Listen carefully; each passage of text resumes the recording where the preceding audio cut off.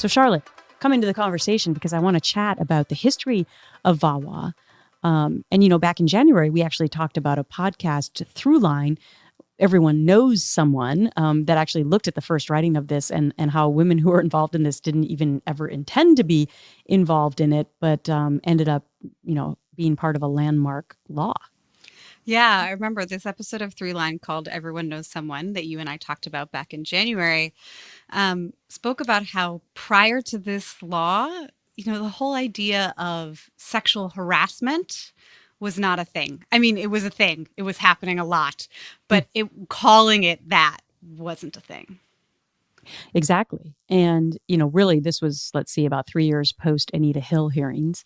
And, so it was in line where America was finally waking up to this being a problem. But it also, this law also talks a lot about victims of domestic abuse. So let's talk a little bit about the current bill because it expands victim services, reauthorizes grant programs for criminal justice response to domestic and sexual violence. Another really important thing, I talked about this on the air actually last week on a TV show, that it closes the so-called boyfriend loophole. And, that's where spouses who've been convicted of crimes like domestic violence are not allowed to get firearms.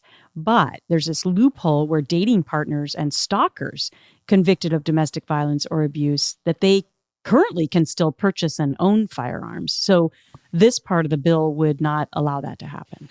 Yeah, and actually, they previously tried to get it passed with this new provision in the bill, and that's sort of how it ended up getting, pushback in the Senate. The House passed the version of VAWA in 2019 with this particular amendment about the boyfriend loophole, and it died in the Senate in 2019, which at the time was controlled by the Republicans.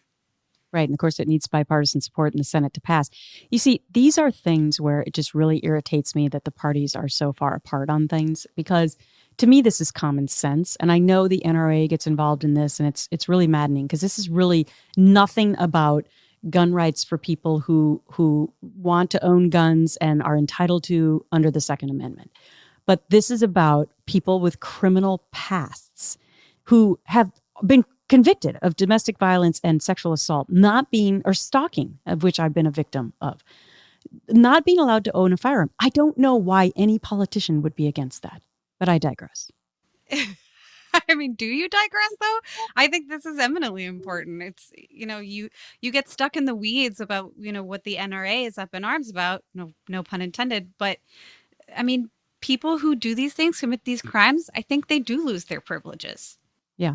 But it is this loophole. I guess my frustration is, why would a political party say it's okay for these kinds of people to own firearms? And I'll answer my own question. It's because the NRA will say that it's a slippery slope, and that if you don't allow them to have guns, then eventually they're going to take away guns from law-abiding citizens, which is just junk.